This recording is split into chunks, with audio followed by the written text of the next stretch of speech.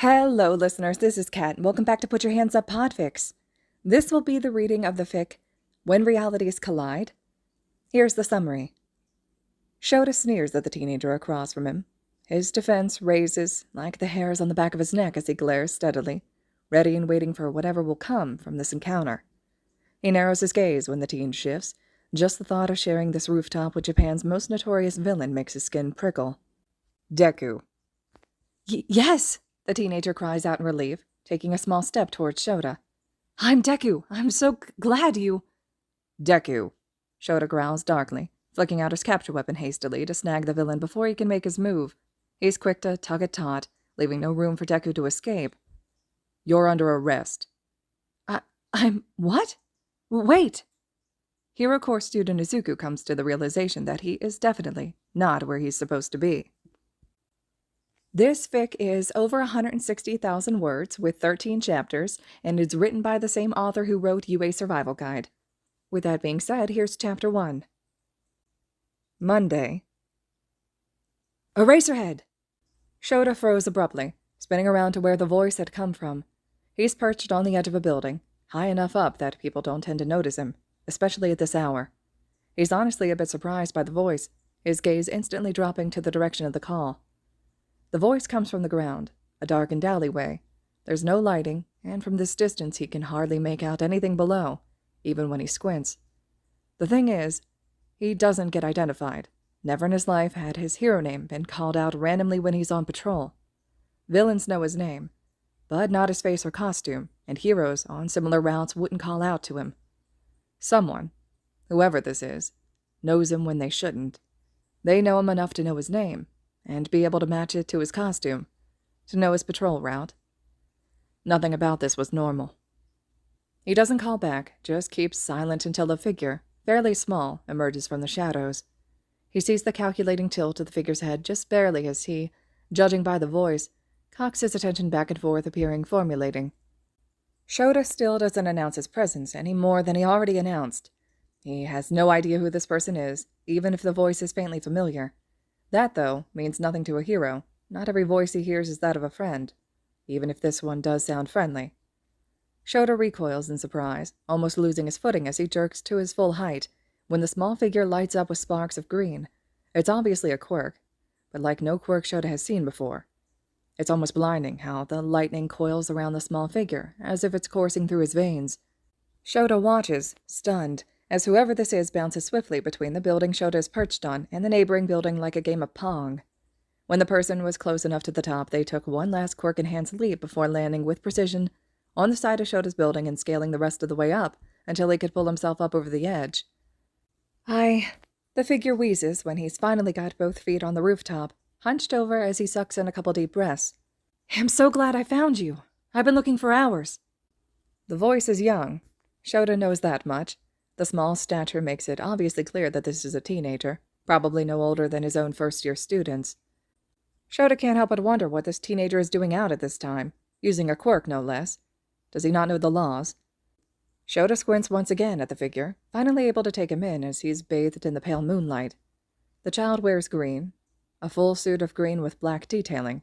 It's one solid piece, and it's ripped and torn, dirty.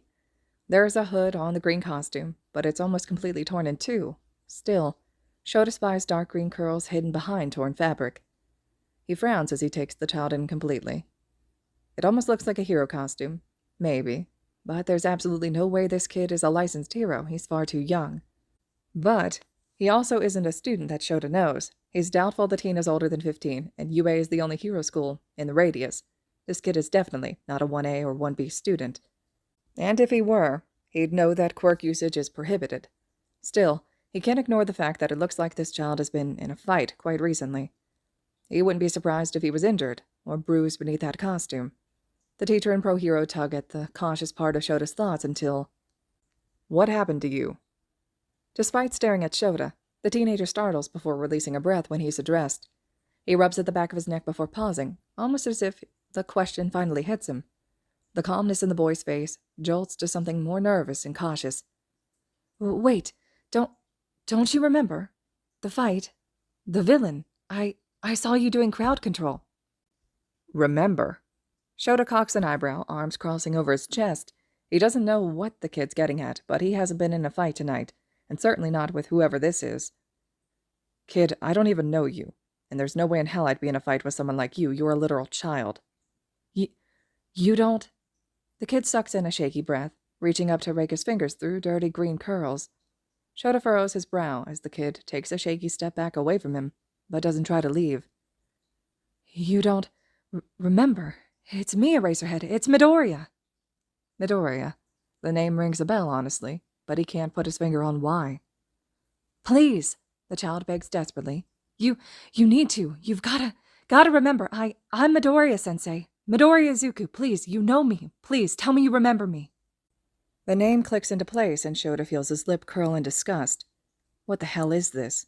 What kind of ruse is this? What kind of setup? What the hell does this guy have planned here? What's his angle? Shota knows that name. God, there isn't a pro who doesn't at this point. Shota sneers at the teenager across from him.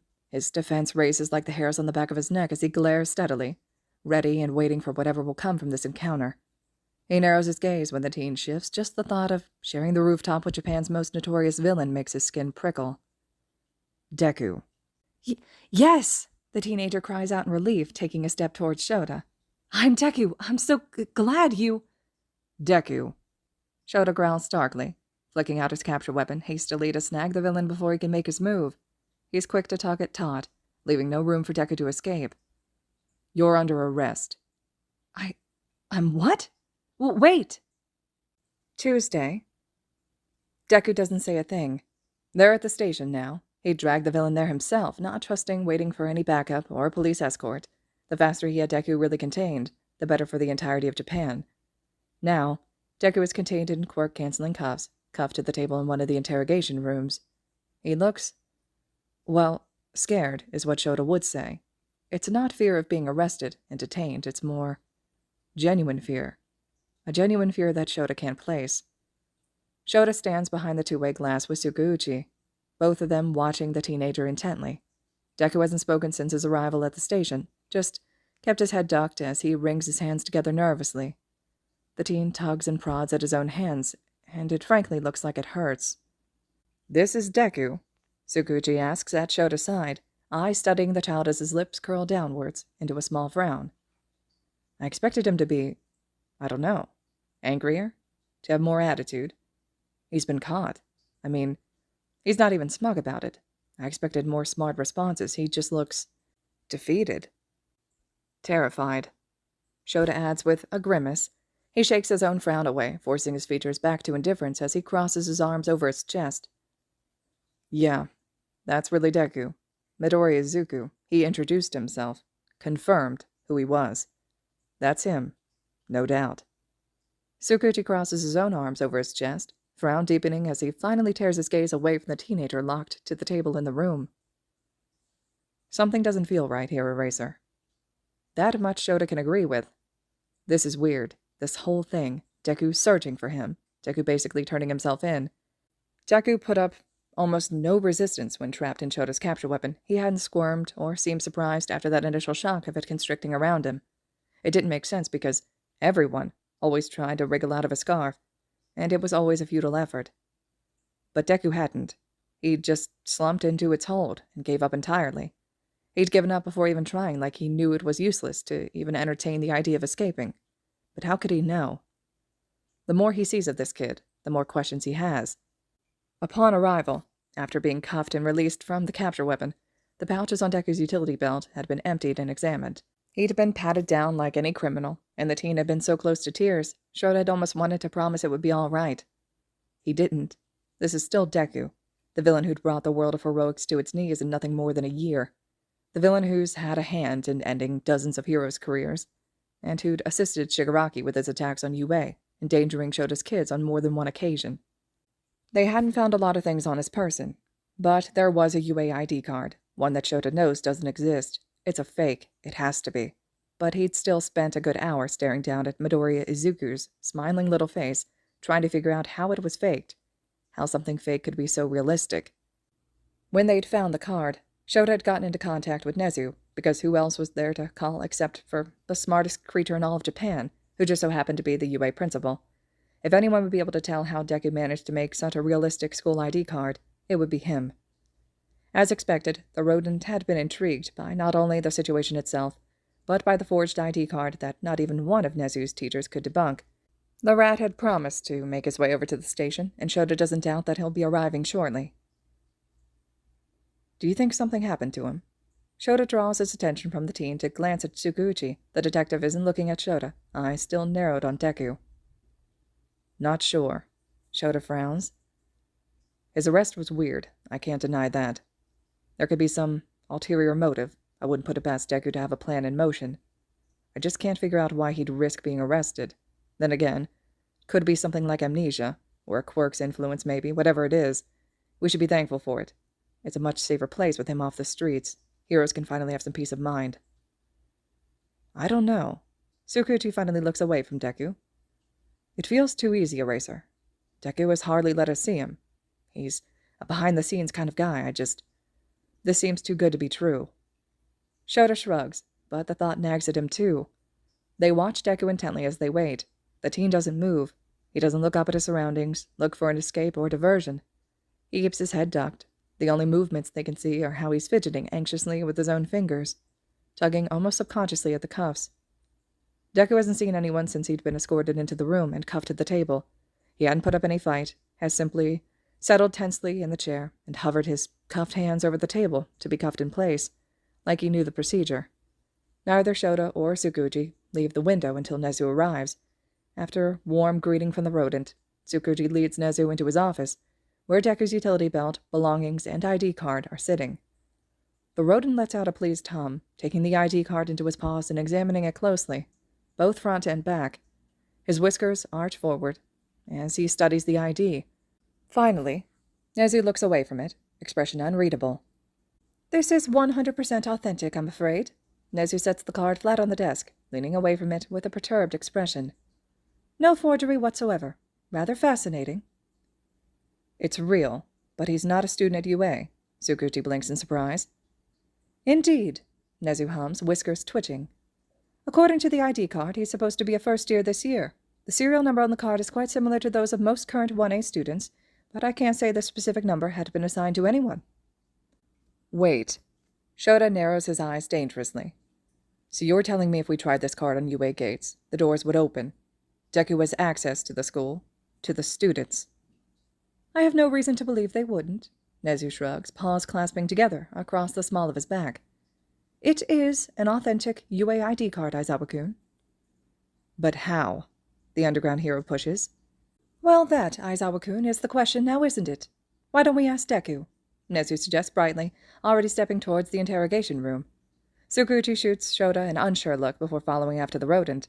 Shota himself huffs a breath as he snags the card off the table and follows after them with slumped shoulders. He doesn't imagine this will go well, and the bright glint in Nezu's eyes is never a good thing. He already feels a headache starting.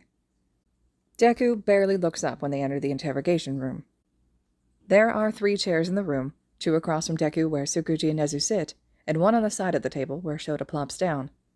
Deku squirms a little where he's still sitting, his cuffs clinking against the metal tabletop as the 2 heroes and detective settle. Deku's eyes flicker briefly over all 3 of them before his gaze is dropping back to his lap. His fingers twitch, and Shota's eyes trail over the scars lining Deku's hands. He wonders where the villain got them all. As far as they're aware, Deku is all brains and no brawn when it comes to his villain work. He doesn't usually get his hands dirty, just supplies the information for others to do so. Good evening, Deku, Nezu chirps with a wide smile. Well, I suppose at this hour it's good morning, Nevertheless, it's nice to finally be meeting you. I've heard quite a lot about you, quite the track record you have. Nezu-sensei. A tiny, hardly there voice greets back. Deku still isn't looking up, but Shota supposes him talking is better than nothing, even if he won't face them. The teen sounds drastically different to the kid Shota had met on the rooftop just hours earlier. Nothing but a whisper compared to the Deku Shota had briefly talked to before arresting. Nezu's smile widens as he leans closer. His features are sharp and almost animalistic. Shota almost pities the kid on the receiving end. Almost. So you know me then, Deku, Nezu chirps, genuinely pleased with the fact. I must say it's rather odd of you to address me as sensei when you're not a student at my school, and I hear you also know Eraserhead quite well, It's strange that you'd address Eraserhead as sensei as well, considering it's not common knowledge that he even teaches at UA. Deku's head ducks down further until his dirty curls are curtaining his eyes. He doesn't say anything. Silence lingers for a long moment. Deku's head is still ducked. Tsukuchi is watching the teen with a furrowed brow and that tiny frown, while Nezu is studying the teenager intently, unbothered by the tense silence. Well, Tsukuchi clears his throat when it's clear no one else is going to break the silence. You know Eraserhead and Nezu-san, then. But you probably don't know me, I'm Detective Tsukuchi, the small voice offers. Your quirk is lie detector. I know you too. That's surprising. Shota probably would have startled if he didn't have years of remaining uninterested under his belt. Tsukuchi shifts a bit uncomfortably, while Nezu's grin sharpens into something almost scary. It's clear none of them were expecting that. So, you've strayed from taking down heroes and you're moving on to law enforcement, then? Expanding your horizon or just tired of ruining hero careers solely? Shota asked dryly, eyes narrowed on the kid. He's not sure what he's expecting, but it certainly isn't for the boy's head to shoot up genuine disbelief in his expression. His mouth hangs open, and he stares blankly into Shota's own eyes. The kid swallows thickly, like all the moisture in his mouth and throat sapped out of him in surprise. I do what? Shota and Tsukuchi share a quick look, but Nezu doesn't tear his eyes away from Deku. Black, beady eyes watch the child sharply, almost calculatingly. You seem surprised by that, Deku. Tears are welling in the teenager's eyes, and Shota frowns at the sight. Villains don't tend to cry. Frankly, anger is the emotion that tends to surface more often than not. Anger and desperation. He supposes that this villain is also a teenager, but still, he'd never expected Deku to cry. Honestly, the kid just couldn't be farther from the Deku he's seen and heard about, from the stories and whispers he hears from the rumor mill about the green-haired villain ruining lives without so much as lifting a hand. Nezu blinks in surprise when he notices as well. But besides that, there's no tell the rodent has even acknowledged the tears. Deku is still staring at Shota like he's waiting for the man to tell him it's a joke, like he's praying it is all just one big joke, which it's not. Shota doesn't know what the hell is going on, but it's real. It may not make sense, but it definitely is real. His patience lapses for a second, as the teen stares rudely. He's had a long day of teaching and then patrol, and he hadn't even been able to nap during homeroom yesterday morning, considering Kaminari had short-circuited while trying to charge all 18 of his classmates' phones at once.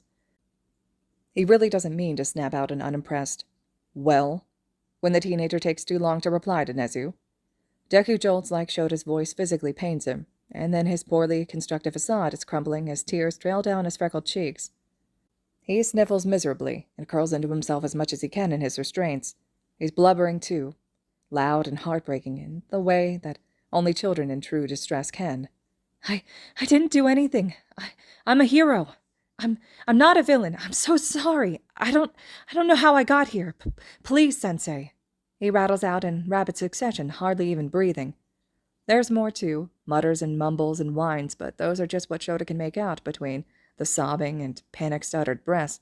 He hates how the fear in the teen's voice sounds genuine enough that it curls unpleasantly in Shota's stomach. Tsukuchi must feel the same if the pinch of unsure distress in his face is anything to go off. They let the child work his way through his emotions. For a second, Shota really wants to help the kid. He's been a teacher too long to not feel his heart crumple at the utter distress, but Nezu holds up a hand that stops him in place. He grits his teeth, but doesn't move any further than shifting in his seat.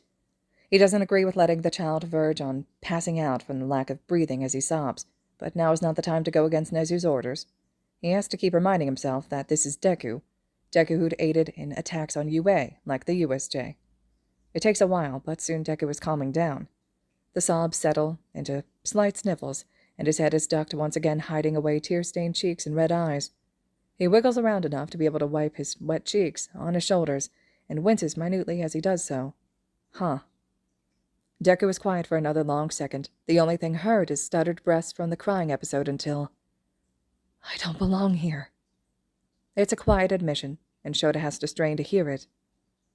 Is that so? Nezu hums, clasping his fingers together and settling his paws on the tabletop. You know, Deku, you're right. You won't be here long, I'm afraid. You've done some terrible, terrible things. Hurt people, killed others. There's a special place in Tartarus for people like you. Shota thinks that might be a little harsh. It's true, sure, but the kid had literally just cried to the point he couldn't breathe. Nezu isn't one for knowing human emotions, though, nor is he one for beating around the bush. Still, Shota sucks in a surprised breath and tries not to glare at his boss for his bluntness. Deku's face twists up like he's about to start crying again, but he manages through a couple deep breaths. He keeps the tears at bay, but doesn't get rid of them. Slowly, the boy looks towards Tsukuuchi. "I don't belong here," he repeats softly. Tsukuuchi looks like he's at a loss, but his face doesn't pinch in the way that it does when someone lies to him. The detective draws in an unsteady breath. "Where do you belong, Deku?" I... The teen swallows down his wobbly voice. "I don't know, but it's not here. I'm not... This isn't where I'm supposed to be. I'm not a villain. I'm a hero. I have my provisional license, but I don't know where it is." "Deku," Shota speaks again, softening his voice just slightly. Unlike Nezu, he will alter his voice for the sake of calming the kid. Villain or not, he's still a child. Deku slowly drags his attention to Shota, where his body wilts and his bottom lip wobbles. Shota slips the ID card from his pocket and sets it down on the table. He slides it towards the teenager as he continues. "Where did you get this?" His lip wobbles even more. "You gave it to me, Sensei. I'm in Class 1A. "I didn't," Shota tells him. "You did!" Deku cries out desperately. "You did, Sensei. You really did. I know you don't believe me, but I'm not lying. I'm not lying, am I, Detective Tsukuuchi?" "He's not." Tsukuuchi hums under his breath, glancing between the two pros. "We've never actually met Deku," Shota tells him quietly, because they haven't. He's honestly never really met Deku. He's seen him in passing. He's seen Deku with the League, but they haven't met. And he sure as hell has never given the kid a school ID, not when the kid isn't even in his class. Deku is a villain. "I don't belong here," the boy warbles, and he's starting to sound like a broken record. You're my sensei, my homeroom sensei. You wrapped me in your capture weapon and told me I couldn't be a hero my first day of school, during the quirk apprehension test, and I proved you wrong. You said last place would be expelled, but you called it a logical ruse. I was in last place, and you still didn't expel me. You almost died protecting us at the USJ, and you live in the dorms with us in Heights Alliance. You stopped Kachan from attacking me on the first day, and every time since. Please, Aizawa-sensei, please believe me. I don't want to do this alone." Shota's heart cracks as the kid speaks.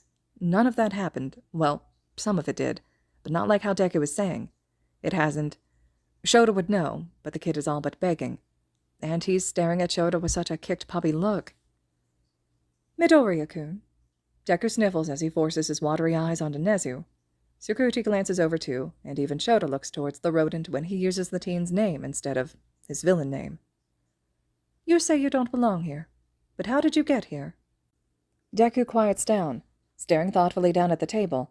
His hands ring together, and he tugs at his fingers. Shota has half a mind to reach out and set his hand over Deku's to stop it, but he keeps to himself. Finally, the teen sucks in a breath. "I don't really know. I was on patrol with Togata-senpai for my internship, and there was a villain attack, I think. I don't remember it very well. I think I got hit maybe? I don't know. But I woke up here, and I knew that I was close to where Sensei patrols, and you were there too, so I thought if anybody could help me, it would be you, Aizawa-sensei, and I just..." The child chokes on his own breath, forehead dropping down onto his cuffed hands. "I didn't know what to do. I'm scared, Sensei, and I want to go home, and I... Shota can't take it anymore. He can't sit back and watch this child fall apart all over again. He can't ignore a desperate plea. He can't watch the child fend his way through a second panic attack in as many minutes. The kid is going to pass out because he's just not breathing. He's moving before he even realizes it, crouching gracefully at the child's side. He puts a gentle hand on the teen's knee and leans a little bit closer to the child so his soft words are heard. "Hey, calm down a bit. It's all right, Midoriya-kun. It's okay." The teen turns slightly towards him, with an unrivaled urgency, and Shota shocked when the teen's forehead rams against his chest, just under his chin desperately. His automatic response is to wrap around the teen, and cradling the back of the teen's head as he sobs. "I'm sorry," Deku cries out, pushing his face into Shota's capture weapon, muffling the wail of mumbles. I know you're not my sensei, but you are, and I'm not who I am to you either. I didn't do anything wrong, but I was arrested and cuffed at the table like a villain, and I don't like it. I'm a hero. I'm not your Deku. Everything's different, but it's the same. But it's not the same, too. Not really. And I'm just so scared, Sensei. I don't know what to do. Shh. Shota lets the hand nod on the kid's head, settle between his shoulder blades, rubbing light circles. Take a breath, Midoriya-kun. We'll figure it out. You're okay, yeah? You need to take some deep breaths. Just follow me, all right? Shota takes a couple of modeling deep breaths, and the kid, a literal child, tries to match them through his own gaspy inhales. The teen snivels, and Shota just knows there's tears and spit and snot on his costume, but he can't be bothered to care. He's been covered in worse things anyways. Good, he praises quietly, just loud enough for the shaking child to hear. Good job, Midoriya-kun. Deep breaths, just like that. It takes a good while for Midoriya's breathing to even out enough that Shota's not afraid he'll pass out on them. Midoriya seems content to just settle against Shota as much as he can while still cuffed to the steel table, face buried in the man's shoulder, and capture weapon. He's twisted at an odd angle, but he doesn't seem to care all that much. Shota catches Tsukuchi's gaze over the table, the detective wearing a deep frown. The man's eyes drift down to where only green curls can be seen before lifting back to Shota's face, expression graver. There wasn't a single lie in what the teen had said. Spouting everything from being Deku to not being their Deku, it's true. He's still trying to wrap his brain around that one, honestly. Nezu was just thoughtfully tapping a finger against the tabletop, scrutinizing gaze, scanning Midoriya calmly. The rodent's attention flickers to the ID card every so often, before settling back on the teenager. When Midoriya finally pulls back, Shota follows his lead, leaning away and sitting back on his haunches. The teen makes a feeble attempt at drying his own face on his shoulder again before he's ducking his head like he's almost embarrassed. The teen is silent for a second before offering a sheepish, I'm sorry. Shota frowns, narrowing his eyes at the cried-out-looking kid. Problem, child. We both know there's nothing to apologize for. And to Shota's stupefied shock, the child's eyes water once again, just this time, instead of tears falling, the teen lets out a sniffly sort of laughter. Sorry, he adds again, lips flickering up into a tiny smile.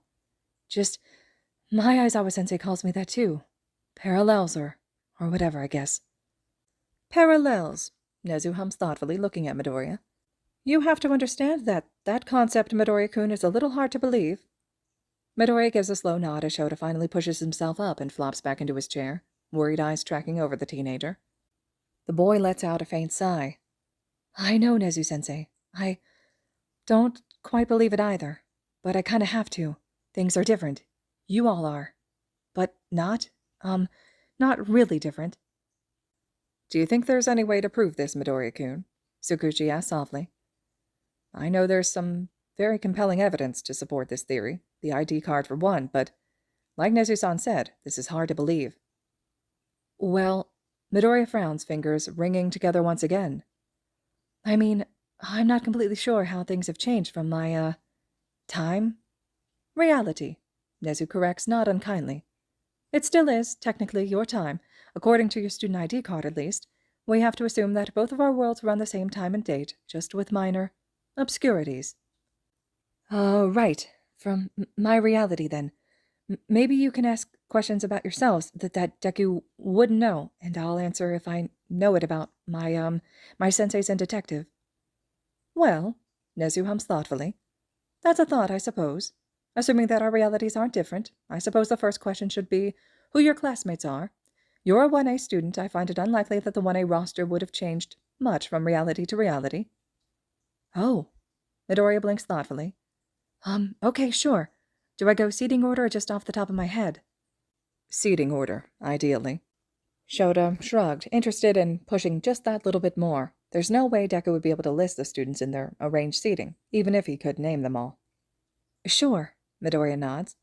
Well, starting at number 1, we have Aoyama, followed by Ashido, Asui, Ida, and Uraraka. Then we have Ojiro, Kaminari, Kirishima, Koji, and Sato. Students 11 through 15 are Shoji, Jiro, Sero, Tokiyami, and Todoroki. And then we have the last row, which is Hagakure, Bakugo, me, and then Yaoyorozu. That's only 19, Shota tells him with a cocked eyebrow. You said I never expelled anyone. Oh yeah, Mineta, Midoriya winces, pulling at his own thumb.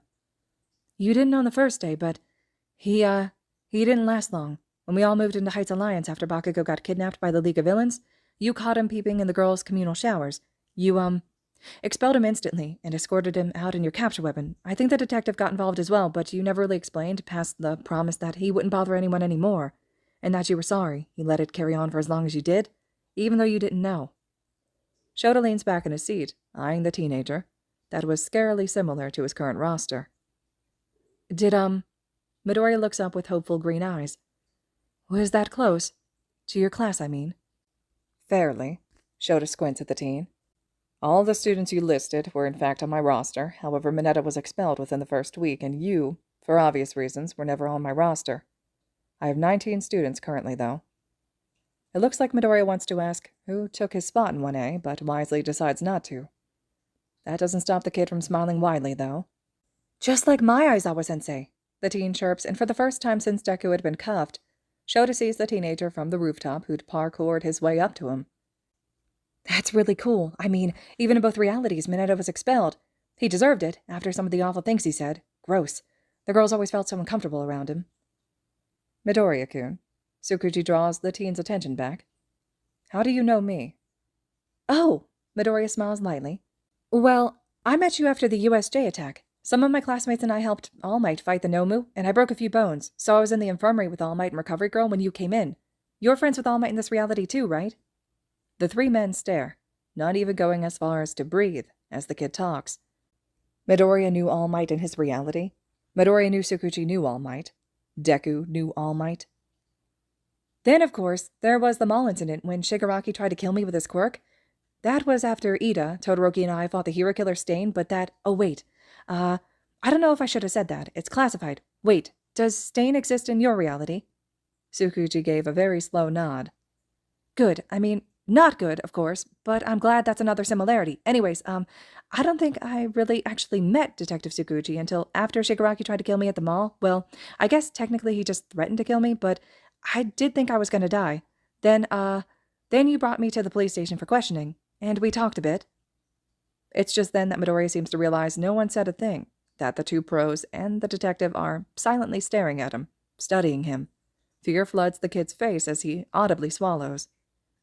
Did I say something wrong? No. Shota clears his throat, heart thrumming in his chest. Midoriya swears he's a student, but what the fuck kind of teacher is his Aizawa if all that shit happened to one of his students?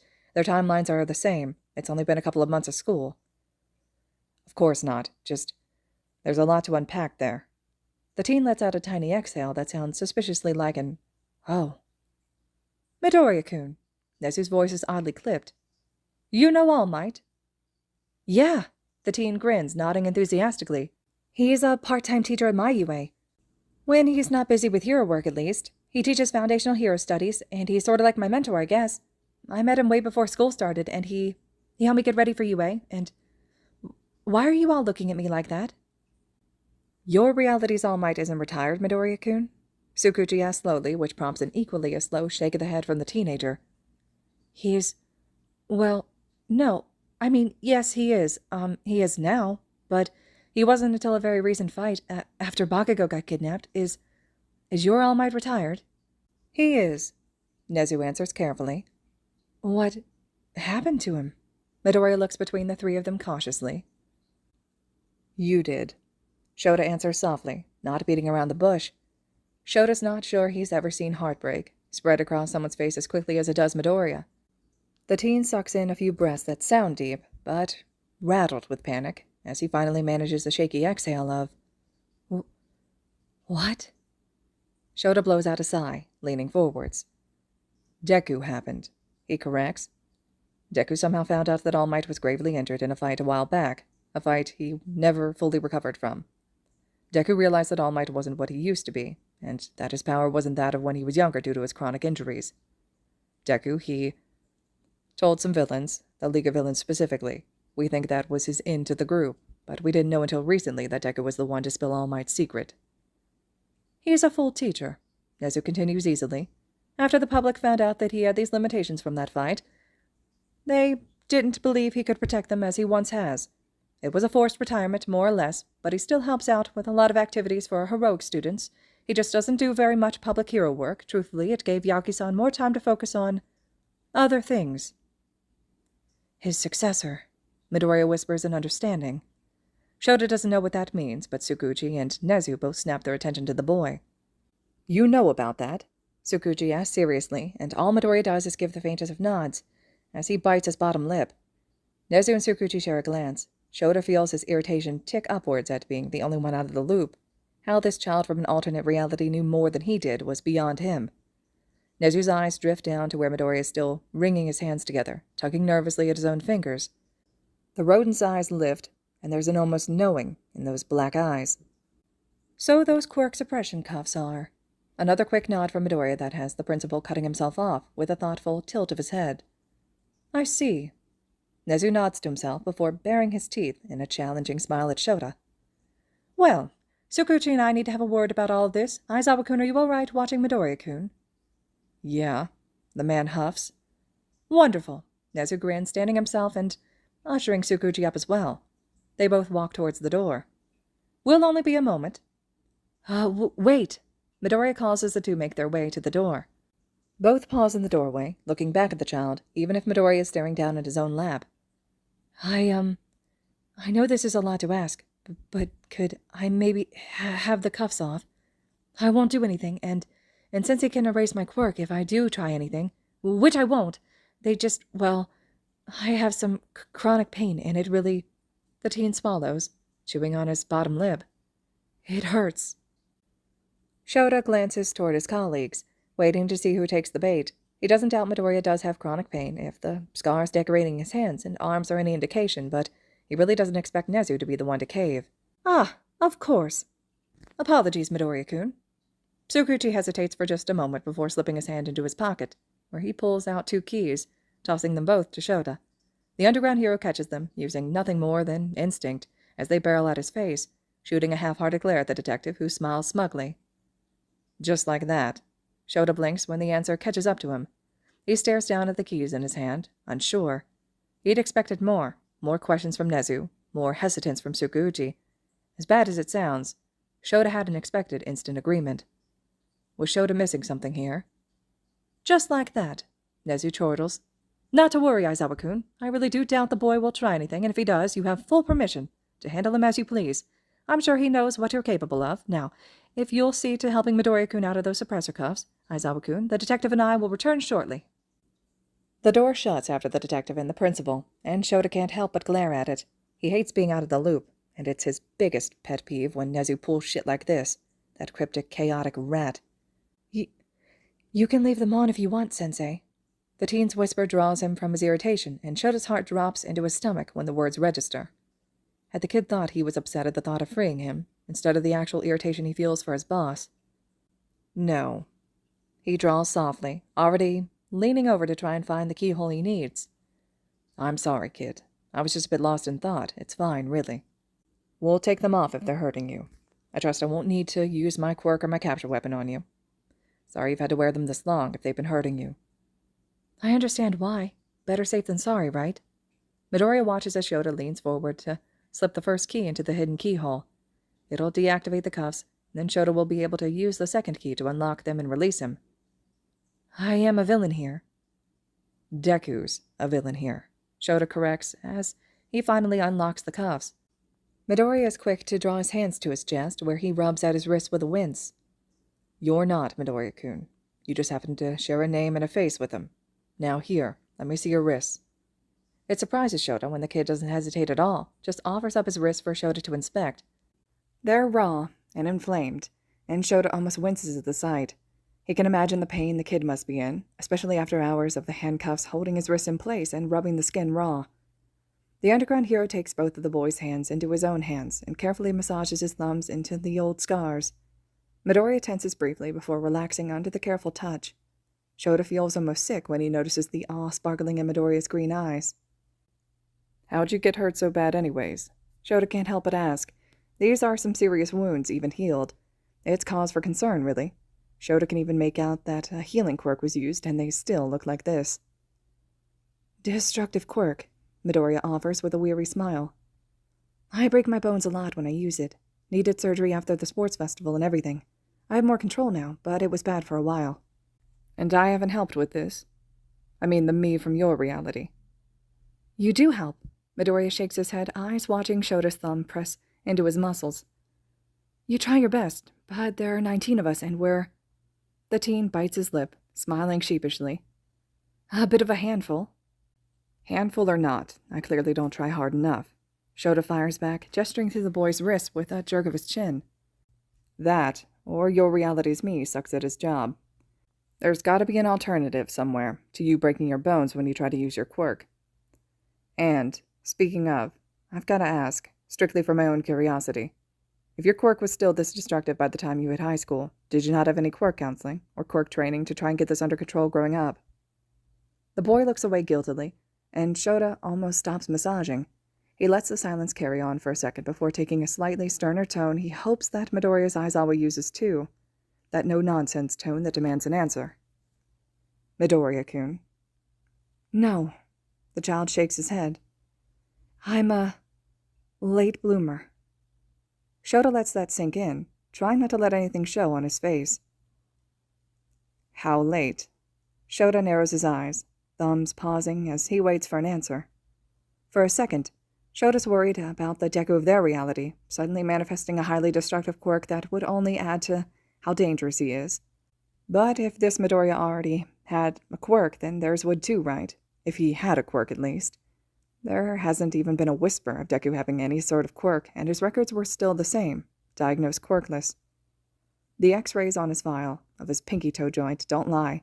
It would be a literal miracle for Deku to develop a quirk. Shota doesn't know how one can have a quirk while the other is quirkless, but he also doesn't know how there can be two Midoriyas in the same reality.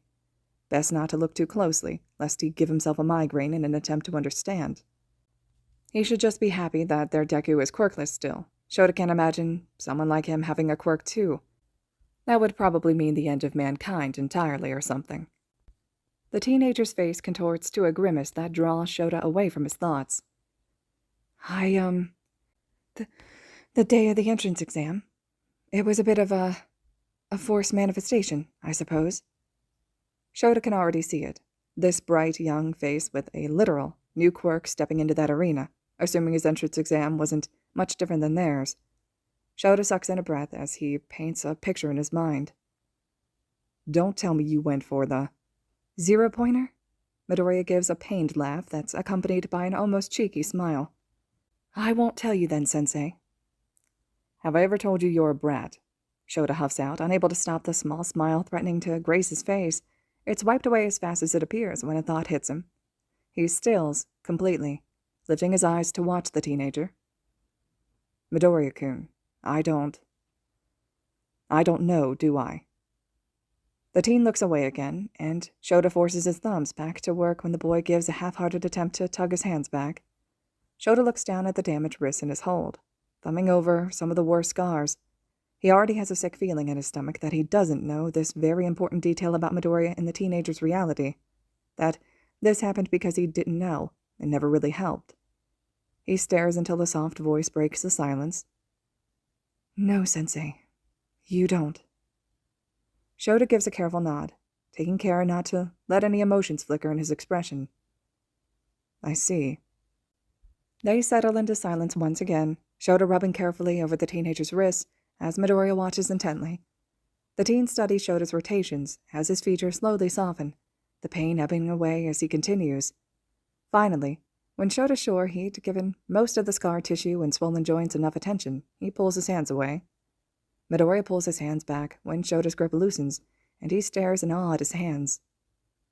They don't hurt as much anymore. The boy smiles brightly, jabbing his own thumb against the swollen joint in a way that makes Shota wince. Thank you, Sensei. Shota waves a dismissive hand tiredly. Let me know if they act up again. Chronic pain is a bitch, but that doesn't mean you have to suffer with it. Midoriya giggles, and it's then that Shota realizes he probably shouldn't be cussing. Midoriya isn't his student, or he is, but he's not. He's not Shota's directly. He decides that it's a problem for Midoriya's Aizawa to deal with, assuming they're relatively the same at least. Besides, the kid's a teenager. He probably has heard much worse. It's a little strange talking to you in this context, Midoriya offers softly. Shota lets his head loll in the direction of the teenager, noting how Midoriya has curled up in his chair, knees drawn up to his chest, and arms wrapped around his legs. He looks tired. It's probably got to be nearing late morning now, and Shota just hopes Nezu gave Hisashi a heads up to make sure the students were up and in class. He hopes someone covers his class, but he has a suspicion that Nezu has something in the works. 1A shouldn't be left without supervision, and that's something the entire staff knows. Oh yeah? Shota hums lightly. The kid gives a nod before turning his head so his cheek is balanced on his knee. I feel like I know more about you than you know about me, since I'm different here, but you're mostly the same. You really are like my Aizawa, just without me, I guess. Shota doesn't know why hearing that makes his heart ache.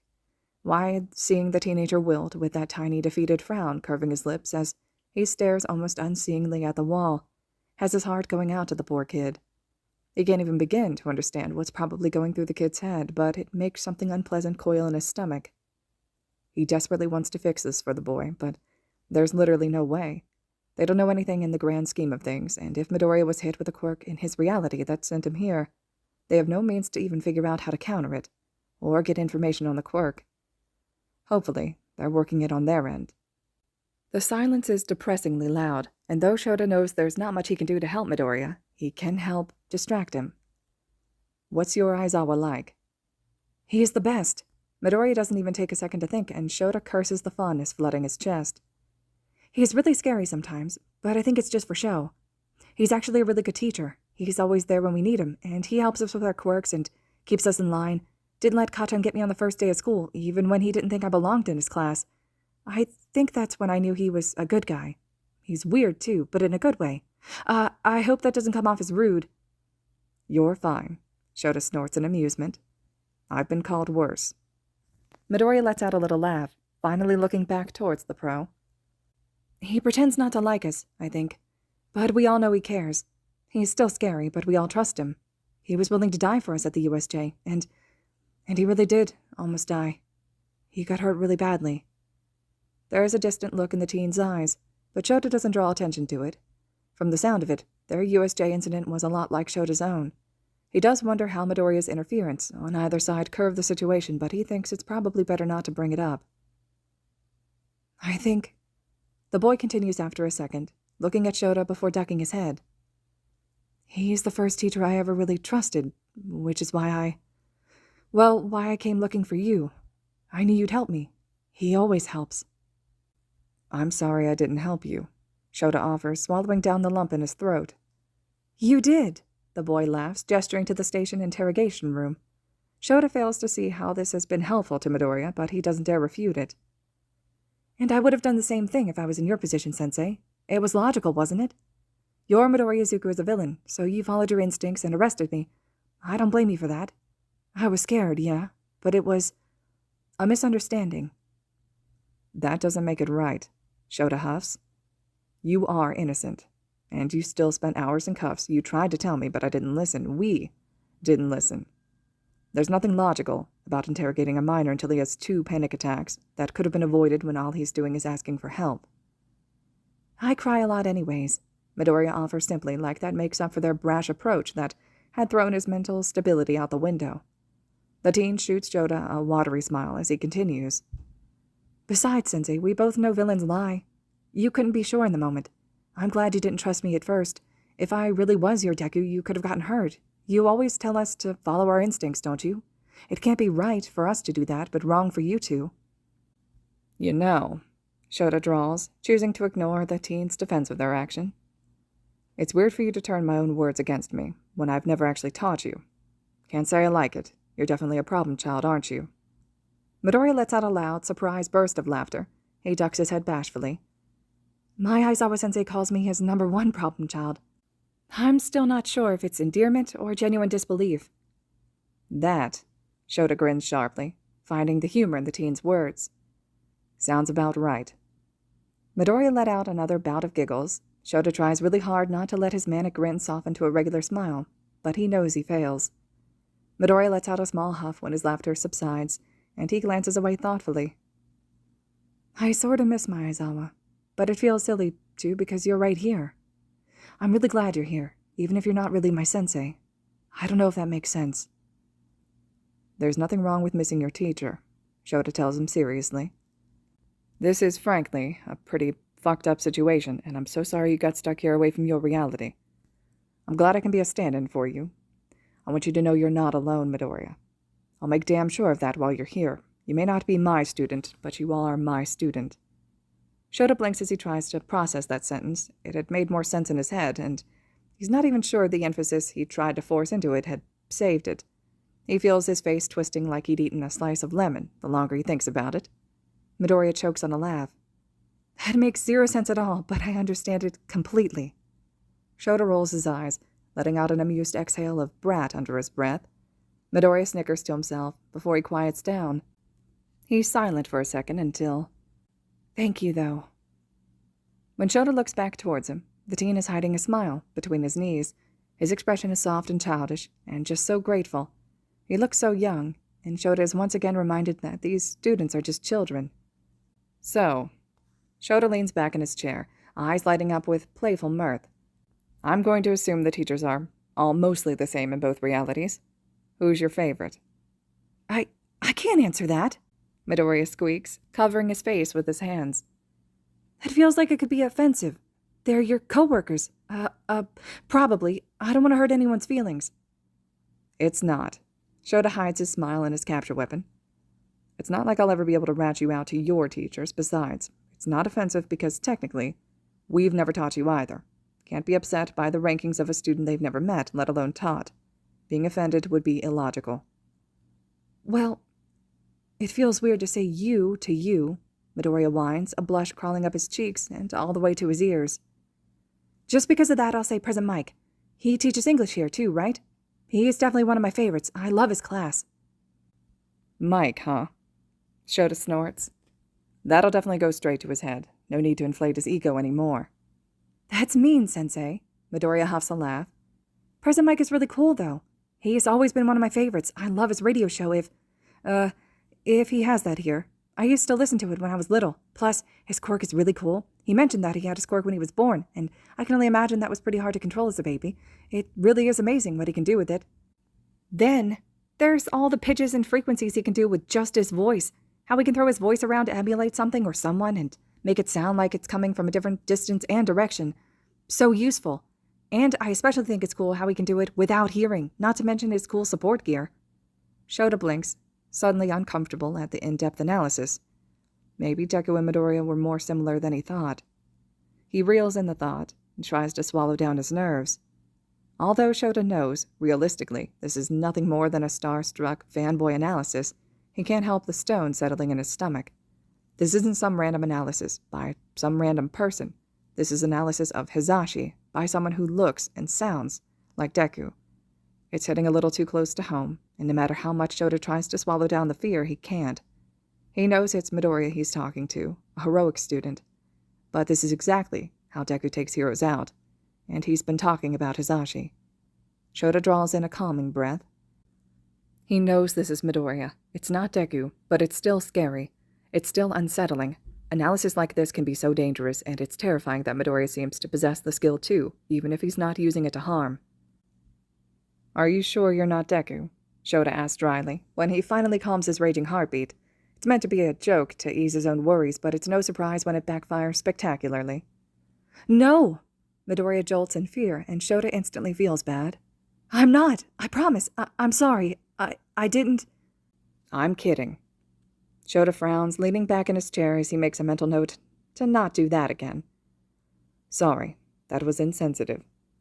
I know you're not, kid. I was just surprised. No one knows that Mike's nearly entirely deaf, not even most of the teachers. Oh, Midoriya breathes, wide eyes watching Shota cautiously. It's not, I don't know.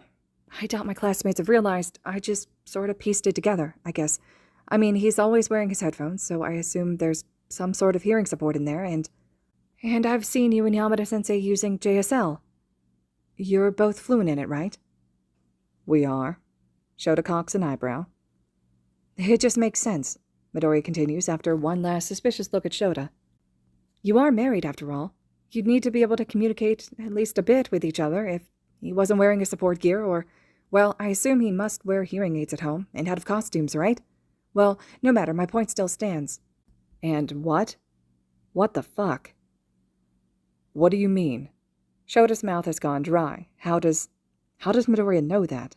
Their marriage is the closest kept secret. Information like that is dangerous, and to know that Deku, no, Midoriya, because they clearly are not the same person even if they look, think, sound the same. But still, it sends sparks of panic through his entire being that Deku knows he's married to Hisashi. Dear Lord. He knows it's unfair to lump the villain and the teenager before him into the same category, but it's hard not to. They are literally the same person, just somewhere along the line, Deku turned to villainy, while Midoriya turned to heroics. Shota somehow manages to rein in his frantic heart rate, blinking slowly at the teenager. He's still shocked. This is something that only their parents and families, their close friends, and the UA staff know. That's it.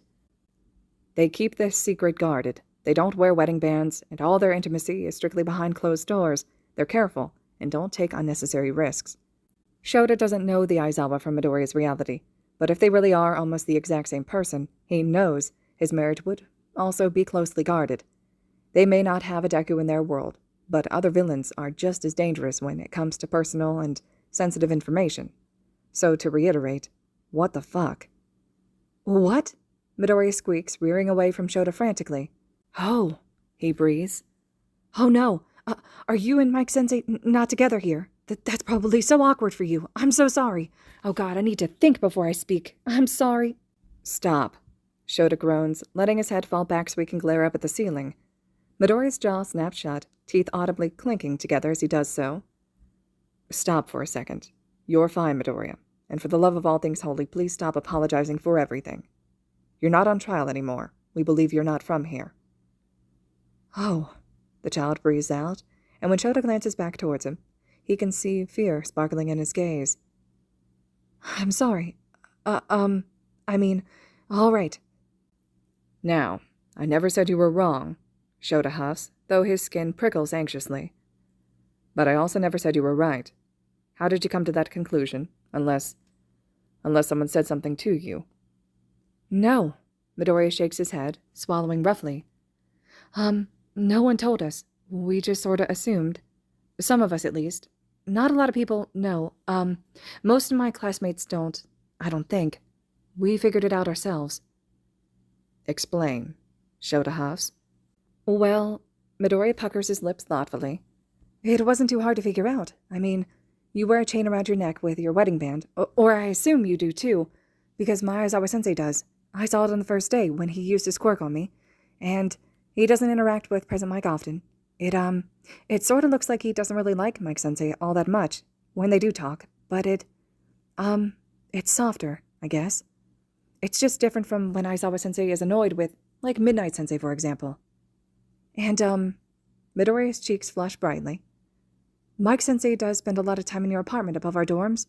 I think you two live together, more or less, and that Mike-sensei's dorm and the teachers' dormitories is more of a formality, for appearance. And you just figured this all out. Shota's honestly a little impressed, but then again, this kid is the same person as the Deku who'd watched Shota's fighting style for no more than 10 minutes and was able to pinpoint how his quirk worked and his activation tells. Yes, well, me and a classmate did. Midoriya shrugs nervously. None of my students know, Shota tells him, pressing his mouth into a line. And Midoriya, the little shit, gives a cheeky smile. You should ask Todoroki-kun what he thinks, if you really believe that. I have a feeling that if he's anything like mine, he probably has at least a suspicion that you and Mike-sensei are together. Shota lets out a quiet hum, studying the teenager across from him. Midoriya fiddles with his own fingers, nervously but nowhere near as rough as he'd been the past couple hours. So, is it, the same here? In answer, Shota tugs his capture weapon down enough to locate the stainless steel chain around his neck, pulling it out so the golden ring on the end of it is exposed. Hisashi has an identical one, just he'd opted for a gold chain. Midoriya leans forward to get a closer look. That's so pretty, Sensei. Shota lets out a snort of laughter as he tucks the chain and ring back into his costume. I trust I don't need to tell you it's a secret. I won't tell, Midoriya promises brightly. Thank you for trusting me with some Something like this, considering everything. I really appreciate it. You figured it out yourself. Shota shrugs easily. It would be illogical to deny it when you're right. I'm just glad you'll keep it to yourself. Information like that getting out is dangerous. The more the villains know, the more ammunition they have. He doesn't tell Midoriya that that's exactly how Deku's made a name for himself. He has a feeling the kid will just take the guilt of his alternate self's actions. He's already got enough on his plate at this point. No need to pile more on there. I understand. Midoriya gives a serious nod. I'm sorry I scared you with the analysis and the mumbling. Analysis has been my hobby since I was a kid. I didn't think I'd get a quirk for a long time, but I just thought they were so cool. Sometimes I just can't turn it off. It's creepy, I know. It's an occupation. Shota cuts him off with a sigh. He makes a mental note to bring this up later and dig deeper, but for now, he lets it go. I just wasn't expecting it. It's not creepy, kid. They're good skills to have. Observational and analysis skills. Useful for heroics, but you can't just analyze someone aloud. You don't know who could be listening. Midoriya looks thoughtfully surprised. You don't think it's creepy? Who the hell hurt this kid? Shota would just like to have a word. It's bullshit like that. It's what makes people break. That forces people into positions that don't end well for anyone. There's not a doubt in Shota's mind that Deku had probably heard the same bullshit and snapped. Most aren't born villains. They turn to it. No. Shota frowns, trying not to be annoyed that that's what the kid chose to take from what he said. He really will have to revisit this, won't he? This is obviously what Midoriya needs to hear right now, though, so he shoves down the annoyance and continues. There's nothing wrong with analyzing, or observing. Just, you have to do it safely. Be mindful. The boy stares, but doesn't say anything. Shota thinks he might have broken the kid. Shota blinks as the kid stares ahead of himself, lips moving like he's speaking, but no words come out. He decides to let the kid go off. If it'll keep him distracted, then power to him. If anyone needs a second to decompress, it's Midoriya. Shota lets his eyes fall shut as he leans back in his chair. He doesn't stir until the door opens again and Tsukuji and Nezu walk back in. Midoriya jerks to attention, swirling to look back at them like he'd forgotten they were here too. Everyone's alive. Good. The rodent smiles as he settles back into his chair, Tsukuji retaking his own as well. Tsukuji and I spoke, and we've come to some decisions. Of course you have. Shota tried not to roll his eyes, slumping back. Let's hear it then. Though we don't know what this quirk Midoriya-kun was hit with truly is, nor who the quirk belongs to, we are running what we know through the Japan Quirk Registry database in hopes of getting some answers. For now, all we can do is wait, unfortunately. Shota gives his boss props for how he manages to sound sympathetic. Midoriya nods solemnly, like he'd assumed as much. Sorry I don't remember more.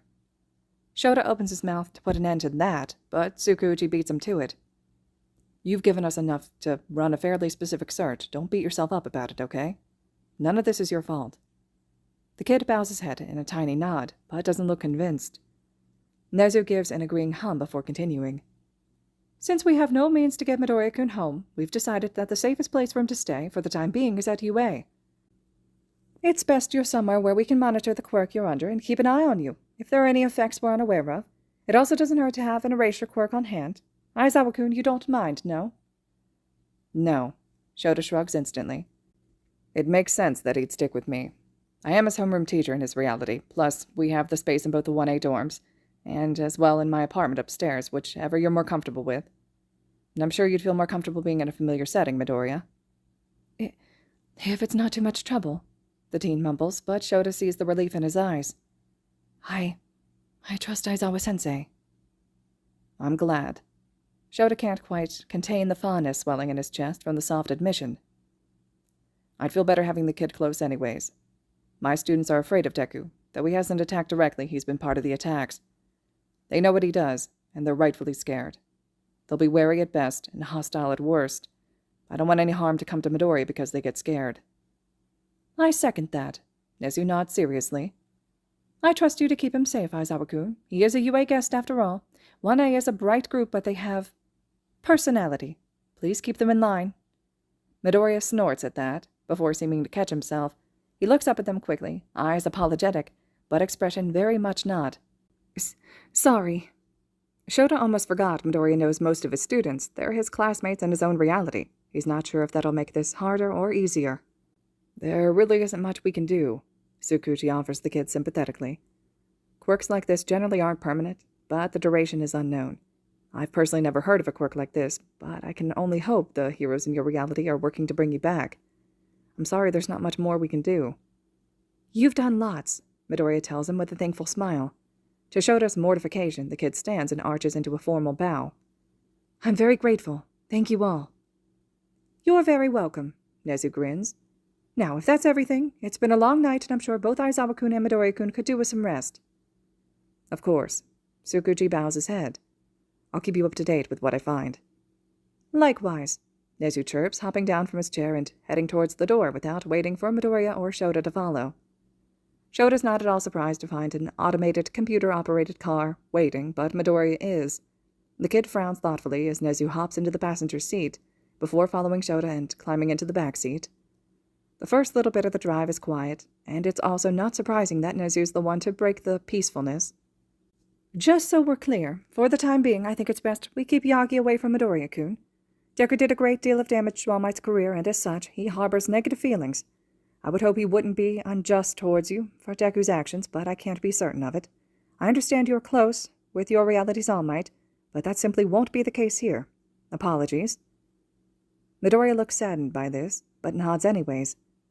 I understand. Nezu's smile softens in a way that Shota doesn't remember ever seeing. I understand this is difficult, all things considered, and do trust that I've considered it all, but I wouldn't place the restriction if I wasn't positive it was necessary for your safety. Midoriya gives another nod, not saying anything. Satisfied with that, Nezu turns to look back at Shota. Aizawa-kun, I'm not sure what you have planned regarding your roommate, but let me know if there are any accommodations to be made. Kid already knows about Hisashi. Shota waves dismissively, trying not to relish in the fact that Nezu looks surprised. Talk about first. Figured it out himself, apparently. Mike and I aren't as sneaky as we think we are in his reality. I can only hope the two of us are, but Midoriya has me doubting it. Oh! And now Nezu's snickering.